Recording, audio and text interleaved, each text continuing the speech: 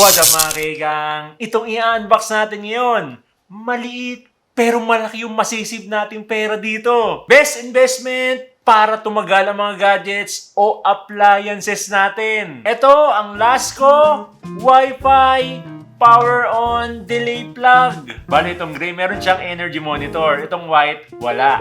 Usually kasi pag kumukulog o kaya naman may biglaang brownout, nagkakaroon ng electrical surge. Alam niyo yun, di ba? Yung kumukulog o kaya naman brownout, tapos biglang babalik yung electric. Pag ganun kasi nangyayari mga kahigang, biglaan yung pagdaloy ng electric dun sa saksakan, diretso dun sa appliances o gadgets natin.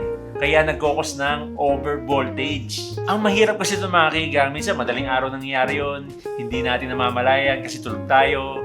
Nagba-brown out tapos bigla rin bumabalik yung electric. Kaya nagtataka tayo pagising natin, bigla na lang hindi gumagana yung appliances o gadgets natin.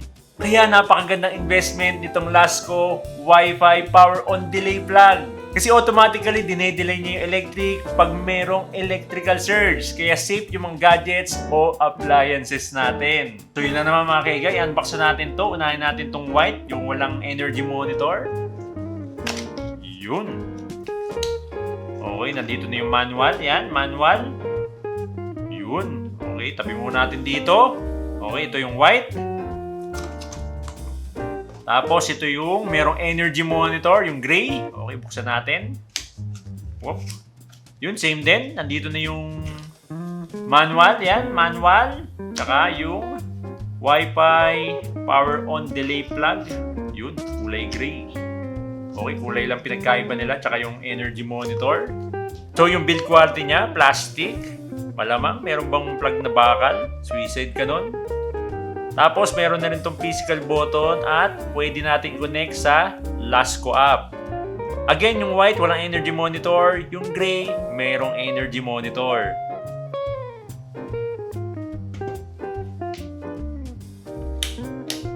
So mga kaigang, itong gray na lang yung isaksak natin kasi meron tong energy monitor para makita din natin. O isaksak natin dito sa gitna.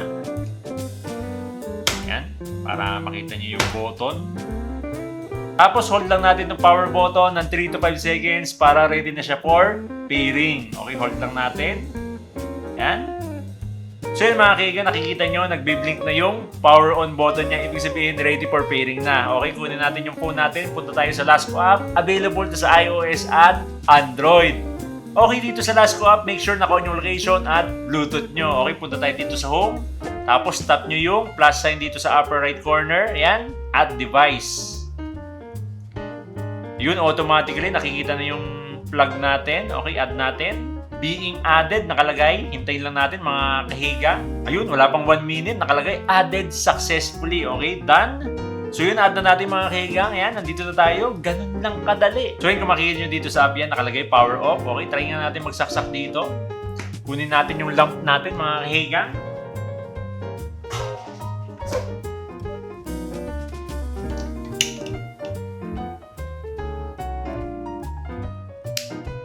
So yun mga kaigang, nakasaksak na tong lamp natin. Try natin i-on dito sa Lasco app. Okay? Press lang natin tong power on button dito sa Lasco app.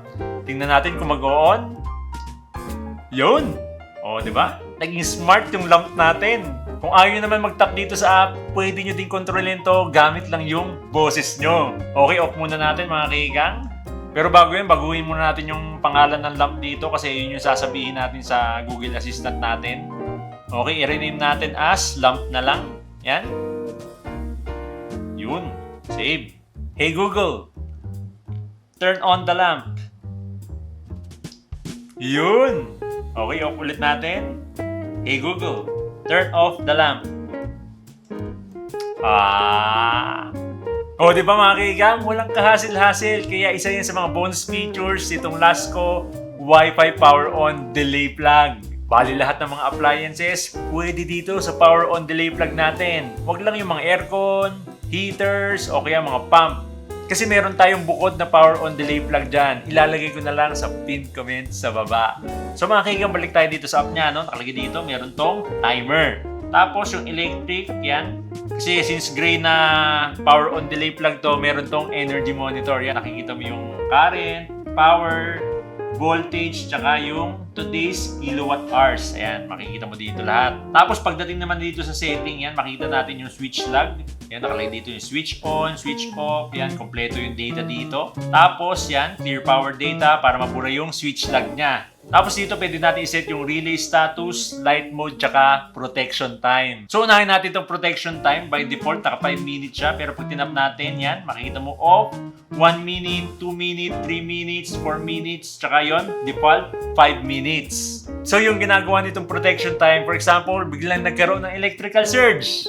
Tapos nakaset yung protection time niya ng 5 minutes. Bali yung appliance nyo na mayroong power on delay plug, for example, itong lamp natin, mag-o-on lang siya after 5 minutes. Pero kung natatagalan kayo masyado dyan, pwede nyo naman iset dito 1 minute. Pero yung pinaka-safe kasi dito is 3 to 5 minutes. Minsan mga 1 minute or 2 minutes, hindi pa masyado stabilize yung electric current, kaya meron pang electrical surge yun. Kaya para mas safe, iset nyo na lang sa 3 to 5 minutes yung power on delay niya. Tapos dito naman sa light mode, yung power indicator doon sa button niya, no? Pwede mong i-off yun or i-on. Tapos dito naman sa relay status yan, makikita mo off, on, or remember last status. Since yun nga, example natin, naka-on to bago yung electrical surge, pagkatapos ng protection time niya, mag-on lang ulit siya. Ganun lang yun. So yan mga kaiga, try natin. Pero this time, set muna natin sa 1 minute. Kasi masyado matagal yung 5 minutes. Yun, nakaset na yung power on delay, protection time niya ng 1 minute. Tapos yan, i-on na natin tong lamp mga kaiga. Okay, tapos mag-simulate lang tayo ng bigla ang brownout, tapos biglang babalik yung electric. Ganyan yung mga nagkokos ng electrical surge eh. Okay, testingin natin dito. Dapat mag-o-on to after 1 minute. Okay, try natin. Dito sa extension cord natin, no? Okay, 3, 2, 1, off natin. Kuwari brown out. Tapos biglang bumalik. Ayun. Hindi siya nag-on, no? Kahit naka-on dito, hindi siya nag-on. Hintayin natin ng 1 minute, mga kaigang. Okay? Dapat mag-on to, 1 minute. Kasi yung relay status din natin nakalagay, remember last status. Ibig sabihin, yung last status niya, naka-on siya. So, dapat mag-on siya ngayon. Okay? 1 minute, hintayin natin.